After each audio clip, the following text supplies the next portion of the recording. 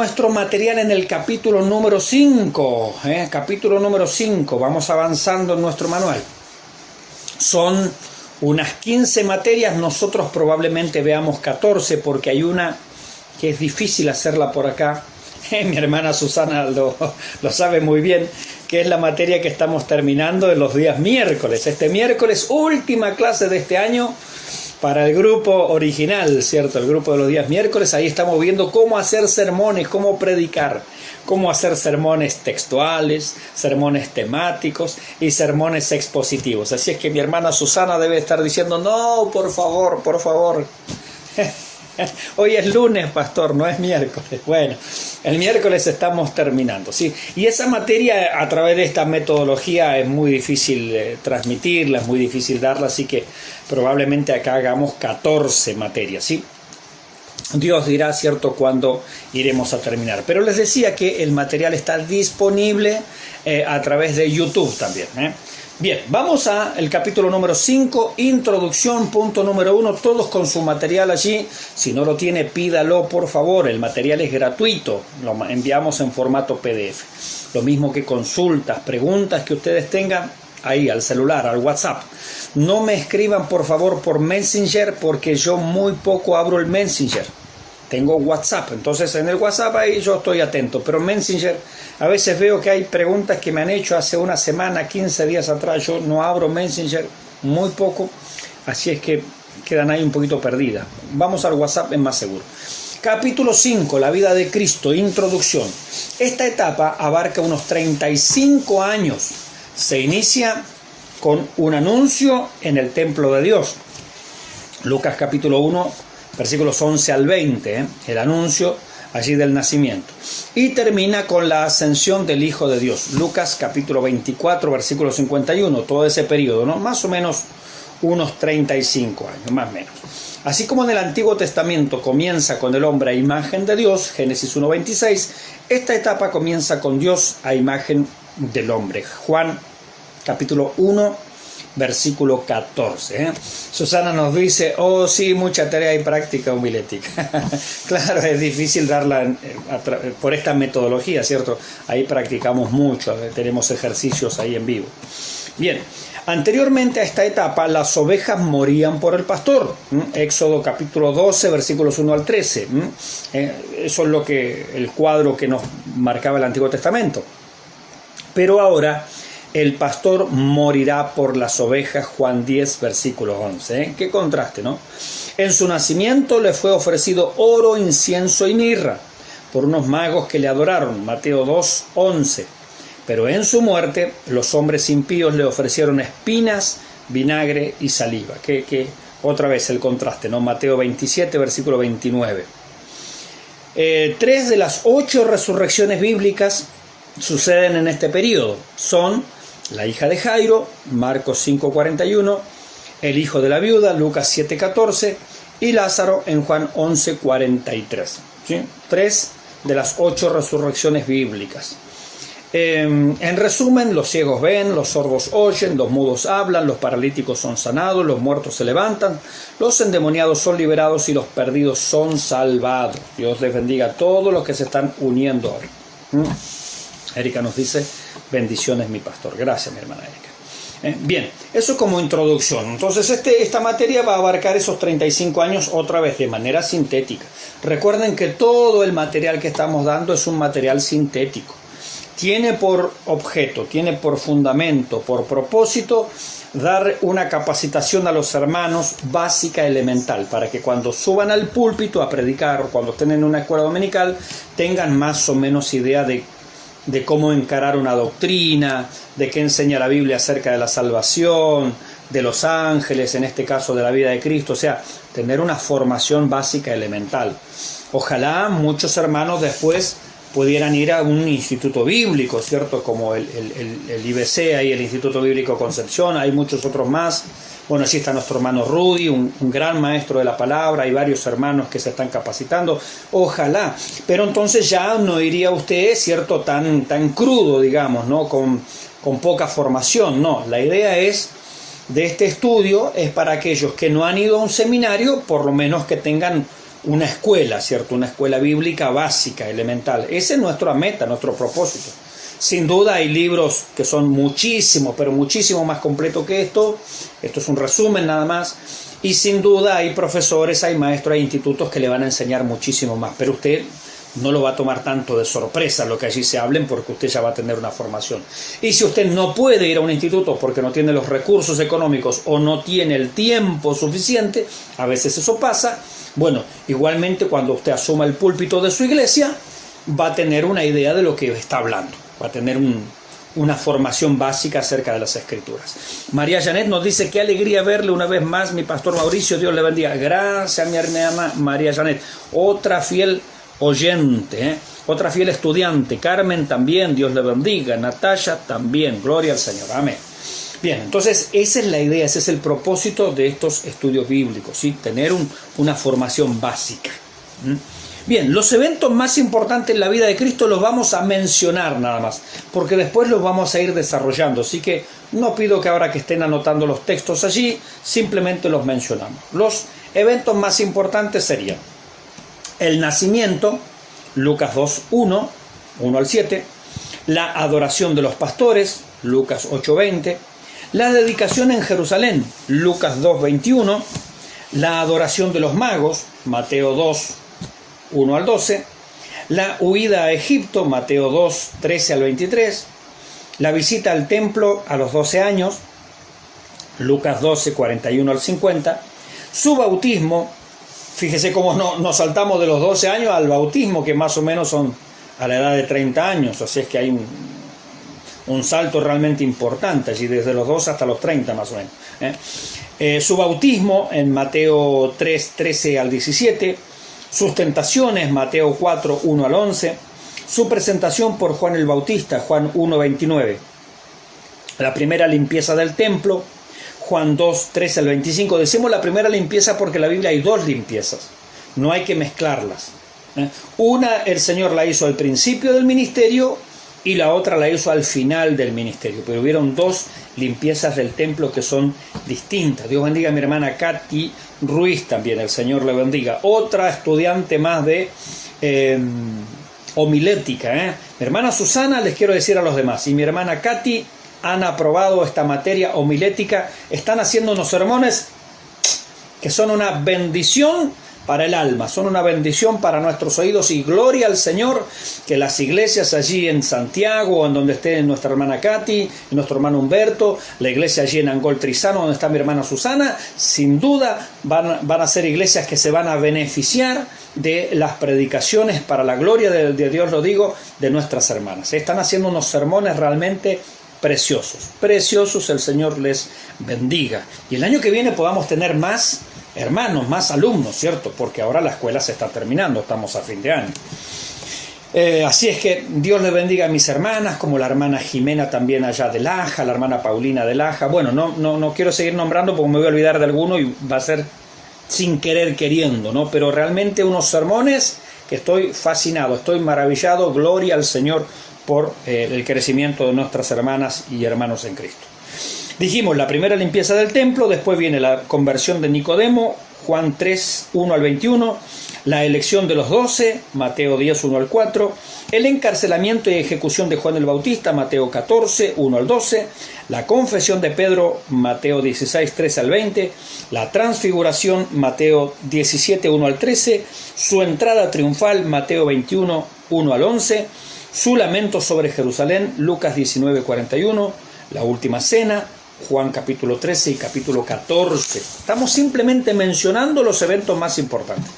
En Getsemaní, en el huerto de Getsemaní, qué lugar tremendo ese, qué lugar importante, Juan 18, 1 al 11, su arresto y enjuiciamiento, Juan 18, versículo 12 y 19, versículo 15, la crucifixión, Juan 19, del 16 al 18, la resurrección, Mateo 28, 1 al 7, las 10 apariciones del Señor y la ascensión, Lucas 24, 51. ¿Qué nos dice Katy aquí?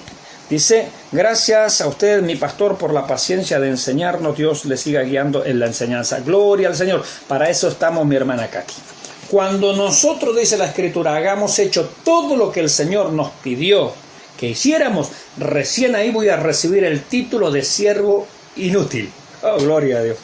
Así es que estamos tratando de llegar a ser inútil, mi hermana Katy. Mire, así le dijo, tratando de llegar a ser inútil. Somos menos que inútiles todavía. La gloria sea al Señor. Si tuviésemos que recordar los eventos básicos en la vida de Cristo, se sugieren los anteriores. Eso es lo básico, ¿cierto? Si uno tuviera que relatar la vida de Cristo, bueno, más o menos estos, creo que son 26, no los conté exactamente, 26 ítems en la vida de Cristo.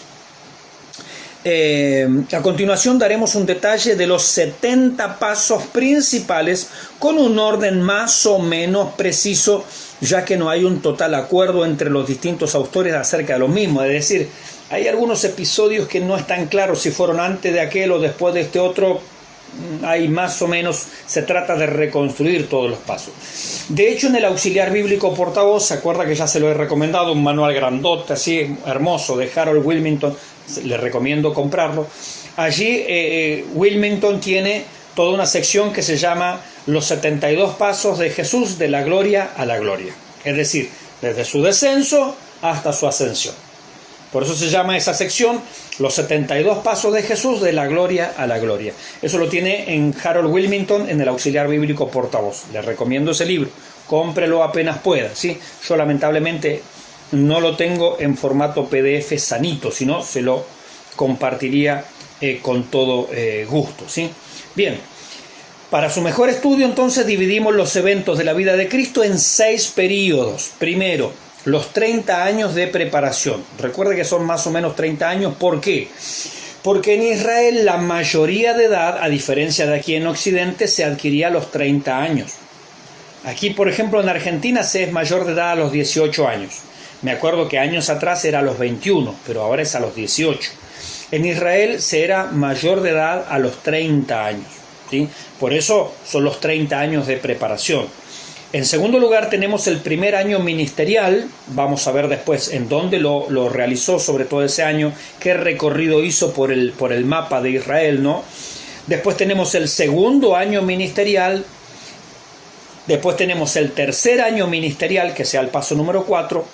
Después sería el paso número 5, los 8 días de la pasión. Los 8 días de la pasión.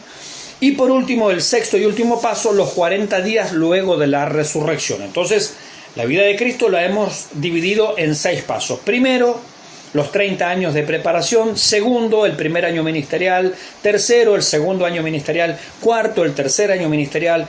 Quinto, los 8 días de la pasión. Y sexto, los 40 días luego de la resurrección. Elenita nos dice: Dios le bendiga, amado pastor. Muchísimas gracias, mi hermana Elenita. Vamos entonces por la parte número 1. Y acá sí vamos a necesitar alguna secretaria, algún secretario, alguien que nos ayude allí, ¿no?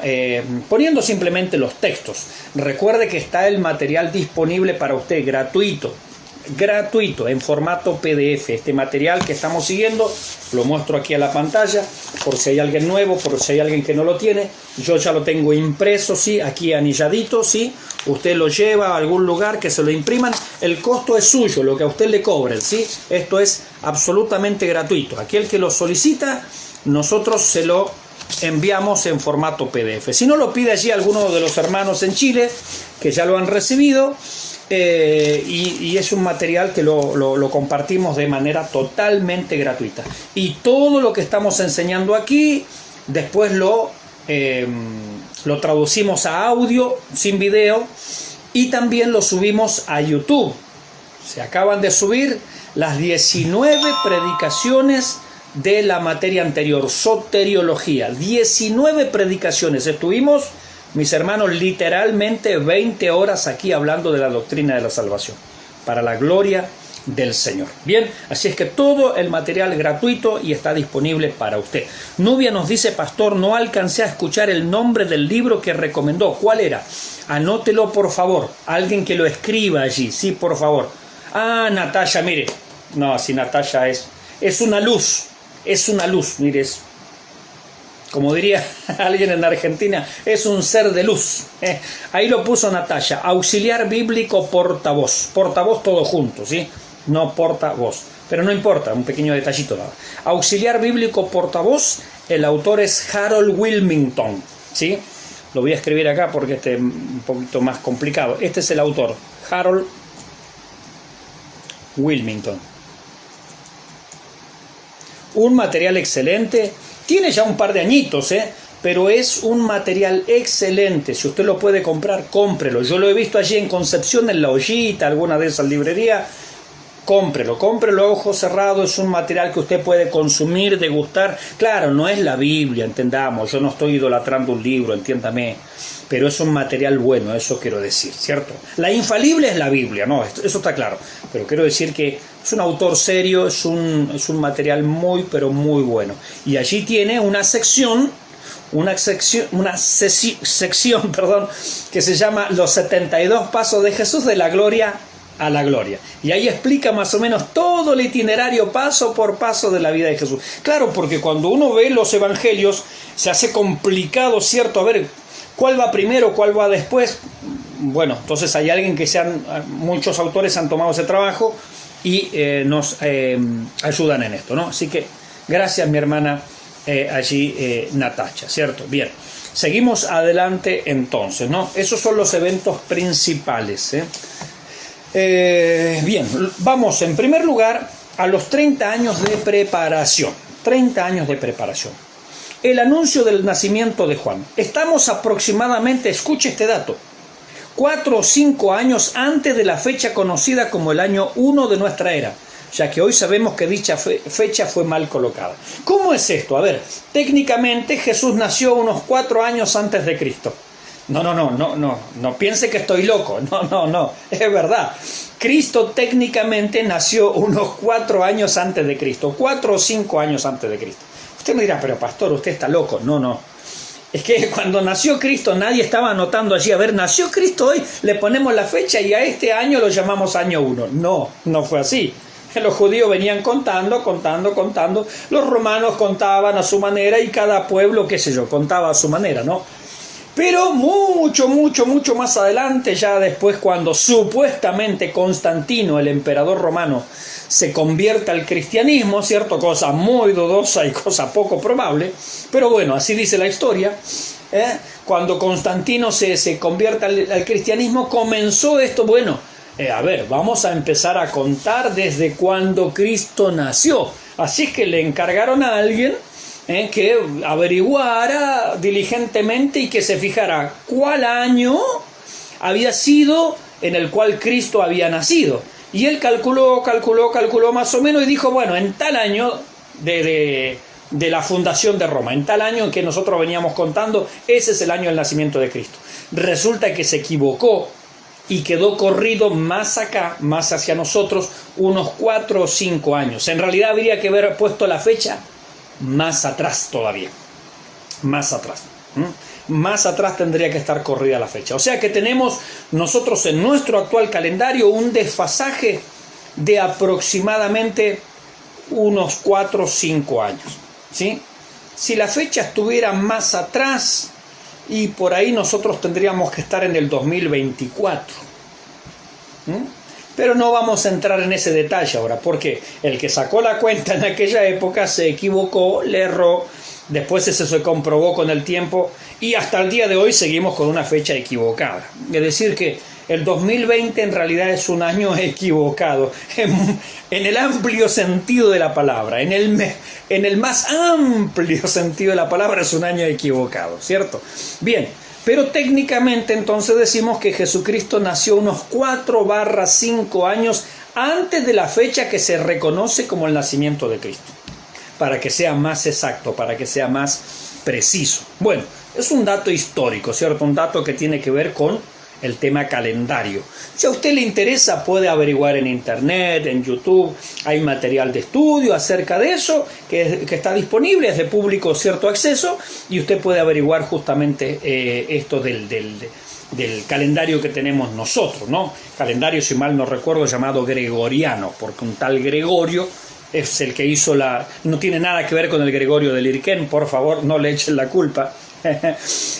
Hizo la cuenta y le salió mal, bueno, pobre hombre, y quedó siempre el calendario desfasado, ya está. El anuncio del nacimiento de Jesús. Los dos anuncios fueron hechos por el ángel Gabriel en Nazaret. Un detalle muy importante. Nosotros en la materia bibliología, que fue la primera materia que vimos, que ya está toda en internet, está toda en YouTube, vimos allí que la Biblia, por lo menos como arcángel, nombra solamente a Miguel. Algunos hablan de arcángeles en plural. Por lo menos la información bíblica es un solo arcángel. Si hay más, no lo sé, la Biblia no lo dice, porque Gabriel no es presentado como arcángel. Algunos dicen el arcángel Gabriel, no. Cuando uno lee el texto, la Biblia dice claramente, el ángel Gabriel fue enviado por Dios. Bien, entonces hablando de un ángel, no de un arcángel. Insisto, con el nombre de arcángel, ya lo vimos esto, solamente figura Miguel, que tiene una especial protección sobre el pueblo judío, ¿no? Bien, entonces, el anuncio del nacimiento de Jesús, los dos anuncios fueron hechos por el ángel Gabriel en Nazaret, siendo este último hecho 6 meses después que el de Juan. Es decir, que Juan y Jesús eran primos, ¿sí? Eran primos. Juan el Bautista era 6 meses mayor que el Señor Jesús. Esa era la diferencia de edad que se llevaban, ¿no? Pero ambos acontecimientos, ¿cierto? Ambos anuncios fueron hechos en la ciudad de Nazaret. El nacimiento de Jesús. El nacimiento de Jesús fue en Belén de Judea, obviamente, como estaba profetizado. Es decir, no pudo haber sido hecho en ningún otro lugar. A ver, tenemos acá, dice Jorge Reyes, nos dice, bendiciones mi pastor recién conectado, estaba ocupado, pero ya estamos de lleno del estudio, gusto de verlo nuevamente, le echamos de menos el lunes pasado. Muchas gracias, muchas gracias. Isaac Mauricio nos dice, es muy interesante cuando se habla Los Ángeles. Bueno, ya dimos esa materia, mi hermano Isaac Mauricio, repásela toda está en YouTube, en el canal Yepi Producciones. Pati nos dice, hola, vamos mi hermana Pati, Dios le bendiga. Está toda mi hermano Isaac en YouTube. Búsquela en canal 316 Yepi Producciones, Angelología. Lo que dimos aquí está puesto allá. Creo que son, no sé, no me acuerdo ahora, pero creo que son 12 horas de estudio bíblico en total, pero están divididos, ¿sí? Así que no se preocupe, que tiene que estar 12 horas de corrido. Bien, dijimos entonces, el nacimiento de Jesús en Belén de Judea, por supuesto. A propósito, ¿sabía usted lo que significa el nombre Belén? Literalmente significa casa de pan. Casa de pan. Y qué maravilloso que el pan de vida nació ¿en dónde? En la casa de pan, en Belén. De allí también, por supuesto, era el rey David, como estaba profetizado, ¿no? En Belén de Judea, a unos 10 kilómetros al noroeste de Jerusalén, muy cerquita de Jerusalén. Y no, por supuesto, en la fecha del 25 de diciembre. Ahora vamos a empezar, en esta época empieza a aparecer toda la discusión de que los que celebran Navidad son paganos, que le rinden culto al arbolito de Navidad, que son idólatras y cuánta cosa más. A ver, vamos a aclarar algunos puntos. María Janet saluda a Pati, dice bendición. Pati nos dice buenas noches mi pastor, Dios le bendiga. Un poquito retrasada, pero aquí estamos, gracias a Dios. Amén, amén.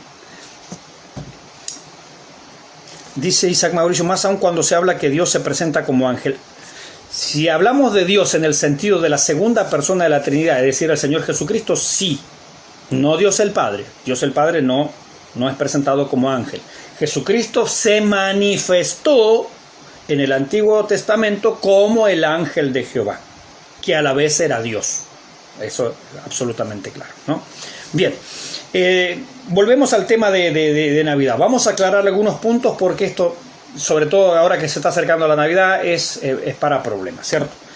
Ya dijimos que Romanos capítulo 14, en otro momento cuando hablamos de las comidas, de las prietas y de todo eso, ¿se acuerdan? Bueno, no empecemos con las prietas de nuevo, ¿no? Bien, Pati nos dice, mi amado tiene la culpa, conversa mucho. Jorge Reyes, bueno. No empecemos con el tema con las prietas de nuevo, ¿no? Bien, el tema de la Navidad, primero, está claro que el 25 de diciembre no es la fecha del nacimiento, eso está claro, hermano, no hay discusión de eso, ¿sí? Está claro, o sea, descártelo, el 25 de diciembre, imposible que sea el nacimiento del Señor Jesucristo. Bien, por un tema hasta de calendario, un tema cierto de estación. Acá en Occidente, 25 de diciembre es verano, en Israel es invierno. Y no es la época en que se sacaban los rebaños, no. O sea que tenemos los calendarios al revés, Oriente y Occidente. Para nosotros es verano, para ellos es invierno. No, imposible, las ovejas no se sacan en invierno, se sacan en verano. ¿Bien? Bueno, entonces, para ellos tiene que haber sido verano. Eso quiere decir que para Occidente, para nosotros es invierno. Por lo tanto, la fecha, aunque no sabemos la fecha del nacimiento, nadie la sabe, solo Dios la sabe, tiene que haber sido en lo que resultaría para nosotros los meses de invierno. Es decir, en julio, junio, julio, agosto, hasta septiembre como mucho. Es decir, en esa época, la época invernal. Invernal para nosotros, pero para los judíos verano. Bueno, esa es la fecha. O sea que tomemos para acotar entre julio, agosto, que serían los meses bien del crudo invierno para nosotros, pero para ellos pleno verano, julio, agosto. Dentro de eso aproximadamente, tampoco lo tomé, hoy lo dijo el pastor Mauricio y bueno, obviamente que está bien, no, más o menos dentro de esos meses se tiene que haber producido el nacimiento del Señor Jesús. Entonces está claro que el 25 de diciembre no es la fecha. ¿Que era una fecha pagana que tenían los romanos? Sí, eso también es verdad. Ahora, cuando uno en Navidad está celebrando el nacimiento, que no sabemos si nadie humanamente sabe la fecha exacta, no estamos nosotros celebrando lo que los romanos celebraban en aquella época. No lo estamos haciendo. Como cuando comemos un asado, tampoco estamos idolatrando, como pasaba, ¿se acuerda? Ahí con los hermanos romanos, con los hermanos de Corinto, ¿no? Que, bueno, la carnicería vendía de todo. Resulta que un torito lo habían sacrificado en el templo, no sé, de la diosa Diana, y después parte de la carne la vendían en la carnicería. Pablo dice, vaya y compre y coma, listo, ningún problema. Dé gracia y se terminó. Pero vendría algún hermanito como los que hay ahora, un hermanito carnal, un hermanito legalista, que pone el grito en el cielo, ¡ay! El pastor Mauricio estaba comiendo de lo sacrificado a los ídolos, ¡qué idólatra! Se vendió un apóstata. Bien, bueno, y a usted o a alguno que celebra la Navidad, le van a decir, ¡ay! El hermano, la hermana Pati ahora se volvió idólatra, la apostasía la ha dominado porque celebra Navidad, una fecha pagana. A ver, la hermana no le está rindiendo culto al sol, ni a la luna, ni nada. Está haciendo un recordatorio en una fecha que sabemos que no es acerca del nacimiento de Cristo. Y hasta lo puede utilizar evangelísticamente. ¿Quiere hacerlo? Lo hace. ¿No quiere hacerlo? No lo haga. Esto se resuelve así, porque ya lo dijimos esto cuando salió el tema de la comida en Romanos capítulo 14, ¿no? La ley del amor. Es decir, no hagas nada que tu hermano en lo cual peque o se debilite. No lo hagamos, mejor no lo hagamos. Ciertas cosas mejor no hacerlas. Si cierto hermano le ofende, bueno, tratemos de evitarlo, ¿no? Bien, usted me preguntará a mí, Pastor Mauricio, ¿usted qué hace en Navidad? Sí celebramos nosotros Navidad. ¿El 25 de diciembre, Pastor? Sí celebramos. ¿Hace árbol de Navidad usted, Pastor Mauricio? No hago árbol de Navidad. De hecho, no hago nada. Alguna vez armé un pequeño pesebre ahí en mi casa, en un rinconcito y nada más. Algo que represente la Navidad, porque obviamente el árbol no tiene nada. Yo voy a la casa de un hermano y tiene un arbolito de Navidad. Y como no lo veo al hermano ahí orándole al arbolito, ni idolatrando las pelotitas esas luminosas, a mí me da lo mismo. Que si él quiere adornar su casa, que la adorne. Si no quiere, que no la adorne. Listo. A mí no me afecta para nada. Hay personas que le afectan. Y si usted sabe que a alguien le afecta, bueno, en la época navideña no lo invite a su casa. Claro, porque va a entrar a su casa y usted tiene adornos y a él le va a hacer mal. Entonces evítelo. Como cuando usted coma prietas y sabe que a aquel hermano le molesta, bueno, trate de no comer prietas delante del hermano, ¿cierto? Bueno, hay que evitar ese tipo de cosas. A ver, porque esto siempre da para preguntas, ¿no? A ver, ¿qué hay por acá? Liliana nos dice, bendiciones, Pastor Mauricio, junto a su familia, disculpe la hora. No, por favor, hermana, gracias, muchas gracias por estar. Bendiciones, mi pastor, qué alegría verle, nos dice Nina. Gracias, hermana Nina. Muy bien. ¿Qué más hay acá? No quiero saltearle porque después me retan porque me salteo los comentarios. Patti nos dice, con el hambre que tengo, bueno, ¿para qué hablé de prietas, no? Natalia nos dice, ya nos podremos juntar, hermana Patti, a sacarnos las ganas de comer prietas. ¿Ves? Se da cuenta, pensando en la carne, las hermanas, por Dios. Elenita nos dice, yo hago el arbolito porque es bonito, nada más. Claro, la hermana no lo está idolatrando. A mí, mire, me da lo mismo. Pero hay hermanos que se escandalizan. Trate de no invitar a su casa los días de Navidad si usted tiene arbolito. ¿Sí? Liliana Patricia nos dice, pero todo es porque el Señor le dio el don de la palabra a mi papá. Gracias. Bueno, cuestiones ahí de familia. Así es que bueno, entonces está claro que el 25 de diciembre no es la fecha del nacimiento, no sabemos la fecha del nacimiento. Usted quiere celebrar Navidad, celébrela. Hay hermanos, usted sabe que hay hermanos que le va a caer mal. Evite comentarle a esos hermanos que usted tiene un arbolito. Obviamente que usted no idolatra el arbolito, ¿cierto? Coma lo que guste, coma pan de Pascua, bueno, acá la llamamos pan dulce. Bien, mientras no haga glotonería, ¿cierto? Porque la glotonería es pecado. Listo, nada más, y lo disfruta del Señor. Isaac Mauricio dice, pastor, tener un pesebre es tener ídolos. No, porque yo no me arrodillo ni delante del pesebre ni delante de nada, son simplemente figuritas allí ilustrativas del nacimiento. De hecho, en nuestra iglesia, en algún momento, nosotros armamos un pesebre allí en un rinconcito para ilustrar el nacimiento. De hecho, nos sirve, normalmente en época navideña uno predica acerca de la Navidad, y tener un pesebre allí cerquita también resulta ilustrativo, ¿cierto?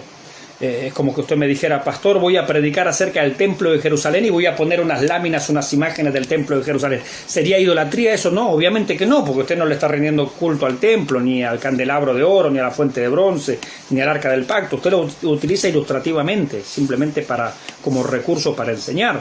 Lo mismo sucede con el pesebre. Viene alguien a casa, hay un pesebre armado, podemos hablar justamente del nacimiento del Salvador. Acá lo importante es que nació un Salvador. Eso es lo importante, que el Salvador vino a dar su vida en rescate por muchos. Lorena nos dice, estamos en pandemia, por lo tanto nadie se puede visitar. Bueno, gloria a Dios, eso va a evitar problemas. Pero trate de no andar sacando fotos de su arbolito y subir las redes sociales, porque ahí se va a armar. Hay cosas que uno va aprendiendo con el tiempo. Hay cosas, yo les digo por experiencia propia, que uno lo va aprendiendo con el tiempo.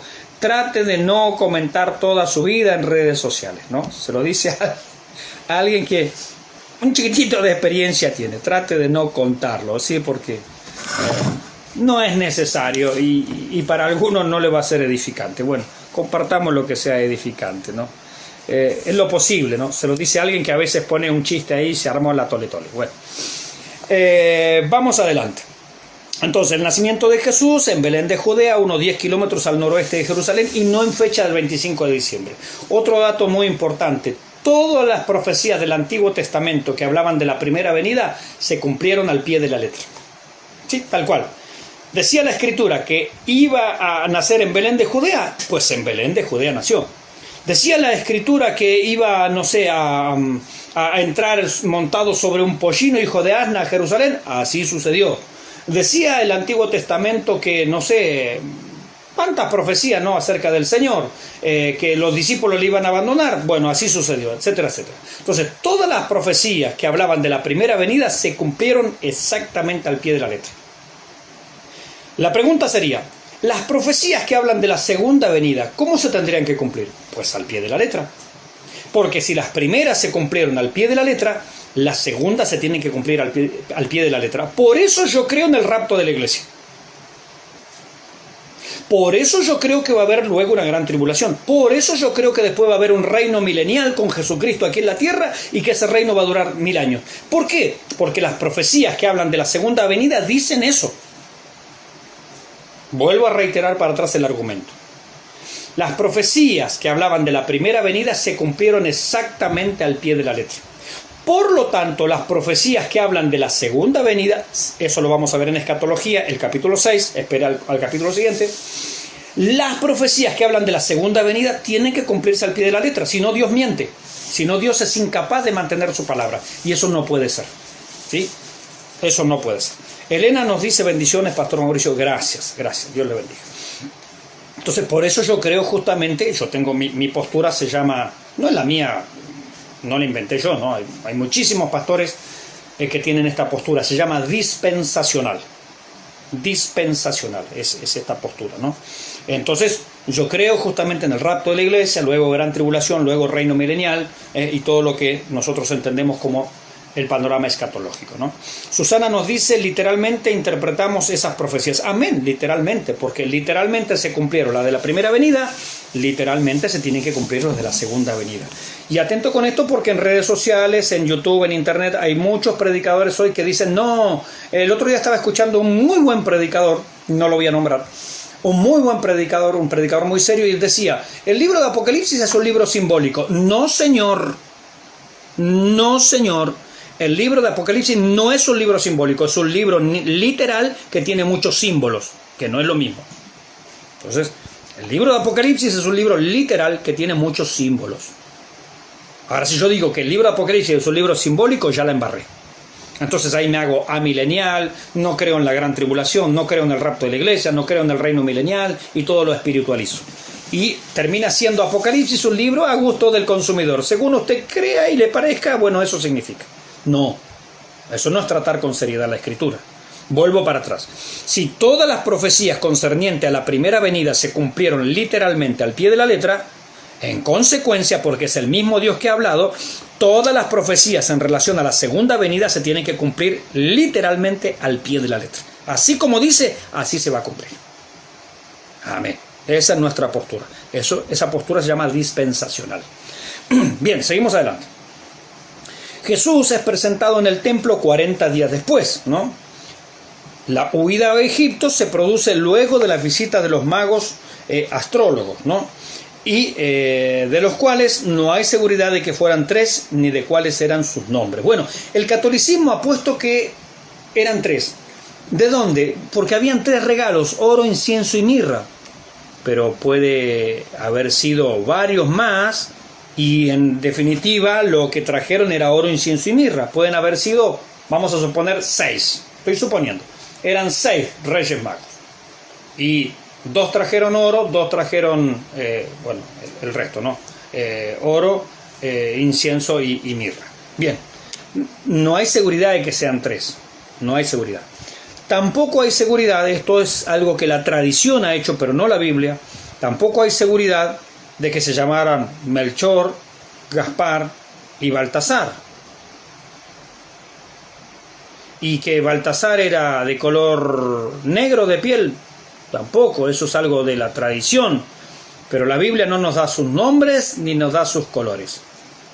Lo más probable es como venían de Oriente, tenían un estilo persa, un estilo bastante, digamos, oscurito en el tono de piel, no africano, pero un tono, cierto, mucho más subido. No eran de Finlandia, no eran europeos, cierto, no eran pálidos. ¿Por qué? Porque claramente venían desde la región babilónica, la región de Persia, cierto. Entonces lo más probable es que su color de piel haya sido como justamente los habitantes de esa zona, pero no hay seguridad ni que sean 3 ni que eso eran los nombres. Eso simplemente es una cuestión de la tradición. También acerca de estas personas se entienden que eran ellos astrólogos. Eran astrólogos, no en el sentido de hoy de la astrología que está pensada, cierto, más bien como algo ocultista, sino gente que buscaba las estrellas, más parecido a un astrónomo en realidad, lo que ellos estudiaban, cierto. Y bueno, la conjunción aparentemente de planetas, de hecho estos días salió en las noticias que una estrella como la de Belén o similar a la que se vio en Belén se van a ver estos días, que es una conjunción de planetas lo más probable, y se van a ver como una gran estrella. Para ellos tenían una gran enseñanza. ¿De dónde lo habrán traído ellos? Bueno, si ellos eran babilónicos, como muchos afirman, lo más probable es que cuando todos los judíos estuvieron allá cautivos en Babilonia, hayan narrado y contado, cierto, las historias acerca de la esperanza mesiánica, y de allí eso se haya transmitido, cierto, oralmente o escrituralmente, a futuras generaciones, tal es así que estas personas tenían conocimiento, que cuando apareciera una estrella, algo, esta señal, era indicativo no de que había nacido el rey de los judíos, porque ellos vinieron a eso. ¿Dónde está el rey de los judíos que ha nacido?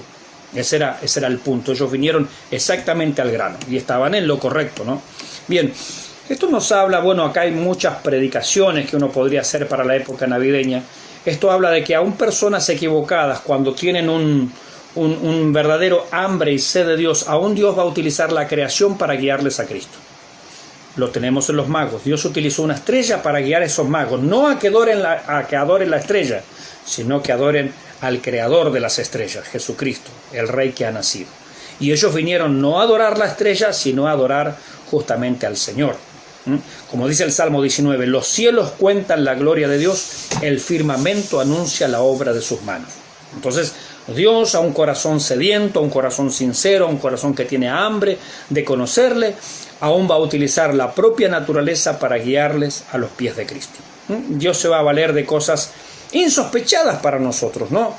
Los testimonios de las conversiones de las personas no son todas, se convirtieron en una campaña. Yo me convertí al Señor en una campaña, pero otros se convirtieron mirando un televisor, otros escuchando una predicación en la radio, otros porque alguien le predicó en un supermercado, no sé, bueno, Dios se vale de muchas formas, ¿cierto?, para guiar a las personas a los pies de Cristo. Jorge nos dice, ¿en qué se basaba para afirmar que esos eran sus nombres de los reyes? Eso da a entender que fue inventado por el hombre como marketing. No sé si como marketing, pero bueno, la Biblia no nos da sus nombres, entonces ponerle Melchor, Gaspar y Baltasar, bueno, podrían haberse llamado Pedrito, Juanito o Pedro, Juan y Diego, como se estila allá en Chile, ¿no? Se llamaban Pedro, Juan y Diego. Bueno, es los nombres que alguien le puso, no sé yo si será específicamente por marketing o no, pero está claro que la Biblia no nos da sus nombres y tampoco es ciertamente seguro de que eran tres, ¿sí? Bien, y en cuanto al color de piel dijimos, el negro Baltasar, dice la canción. Llegaron ya los reyes, eran tres, Melchor, Gaspar y el negro Baltasar. Bueno, así dice una canción. Otra vez, que lo más probable es que los tres fueran más bien no africanos, pero de piel oscura, porque venían de Oriente, dice, no venían de África, no venían del sur. África estaría más al sur de Israel. Y estos venían de Oriente, es decir, de lo que es Persia. Persia, Babilonia, toda aquella zona, ¿no? Lo que hoy se conoce como Irak, Irán, todo eso. Bien, seguimos adelante. La familia completa vuelve de Egipto y se instalan en Nazaret. Acuérdense que ellos tuvieron que huir, ¿no? Tuvieron que ir. La familia completa vuelve de Egipto, tuvieron que ir a Egipto en la matanza de los niños, ¿no? Y se vuelven a Nazaret, se instalan en Nazaret. Por lo cual Jesús será llamado Nazareno. Nazareno. Nazareno es el gentilicio de Nazaret, ¿cierto? El habitante de Nazaret era Nazareno, que no es lo mismo que Nazareo.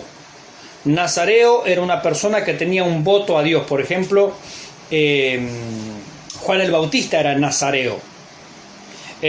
Sansón era nazareo. El nazareo hacía un voto de consagración temporariamente o de por vida. Había dos alternativas, por un X tiempo o de por vida. En el caso de Juan el Bautista era de por vida y se suponía que Sansón también era de por vida. Por eso nunca se cortaban el cabello, nunca comían ningún fruto de la vid. Bueno, había ciertos requisitos allí, ¿no? Bien, y en el caso de Jesús, él no era nazareo. No era nazareo porque él, por ejemplo, cuando fue a las bodas de Caná de Galilea, él convirtió el agua en vino y obviamente que no era un vino alcohólico. Esto, atento con eso, seguramente en algún momento hablaremos de eso. Pero él tuvo contacto con el vino, ¿cierto? Un vino no alcohólico, un vino nuevo, un jugo de uva, podríamos decir. Pero él sí bebió. Por eso dice, ¿a qué compararé esta generación? Dice, os tocamos flauta y no bailaste, os endechamos y no lamentaste.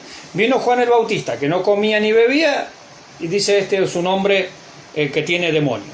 Vino el Hijo del Hombre, a decir Jesús, que come y bebe, ahí está, come y bebe. Y decís, este es un hombre comilón y bebedor de vino, amigo de publicanos y de pecadores. Es decir, no les queda nada bien. Ese era el punto de lo que el Señor quería transmitir con esa frase, ¿no? Y como sigue pasando hoy en día, a algunos no les queda nada bien, nada bien.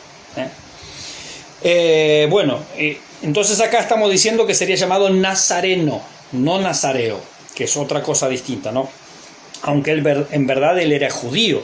A él se lo acusó de Galileo, pero Jesús no era Galileo, se crió en Galilea, en la región de Galilea, al norte de Israel, pero él no era Galileo, él era judío, él era de Belén de Judea. Por eso uno de los discípulos dijo, de Nazaret puede venir algo bueno, es decir, de Galilea allá. Pero es que Jesús no era de allí, se crió allí. Era simplemente su lugar de residencia, pero su nacimiento, como decía la Escritura, fue justamente en Belén de Judea. Así que él era judío. Nazaret, a su vez, pertenecía a la provincia de Galilea, de allí su otro gentilicio, Galileo. Pero otra vez, eso es porque él vivía allí, no porque nació allí. Si los judíos se hubieran tomado, o los fariseos se hubieran tomado el trabajo de indagar un poquitito más, habrían tenido que dejar de lado sus prejuicios. Porque a veces hay ciertos prejuicios. No, vienen de acá, como en Europa, ¿no? Los de acá somos los sudacas. Bueno, y como alguien dijo, y ellos son nordacas. Claro, ¿qué tiene que ver donde uno viva o de donde uno haya nacido? Bueno, a veces hay muchos prejuicios de ese estilo, ¿no? Bueno, tenemos los sudacas y los nordacas. Entonces la familia completa vuelve de Egipto y se instala en Nazaret, por lo cual Jesús será llamado Nazareno, aunque en verdad él era judío. Nazaret, a su vez, pertenecía a la provincia de Galilea, de allí su otro gentilicio, Galileo. Bien.